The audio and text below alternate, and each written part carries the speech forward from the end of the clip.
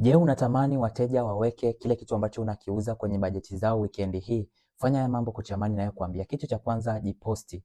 Jiposti ukiwa unazungumzia hiyo biashara yako au huduma yako, ukiwa unaelimisha kuhusu bidhaa yako au huduma yako, jiposti watu wakuone. Unavyojiposti watu wanajenga trust na wao wanaanza kukuamini haraka haraka. Kitu kingine, unapoposti picha ya bidhaa au video ya bidhaa yako au hiyo huduma yako, hakikisha unaweka bei.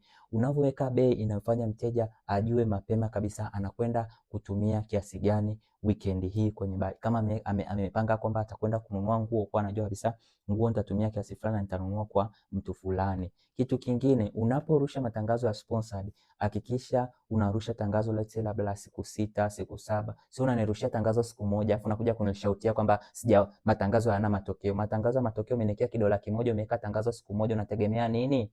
Unapoweka tangazo kwa muda fulani labda ni siku 6, unaipa pia Instagram kulipeleka tangazo lako kwa wateja wako ambao walionyooka.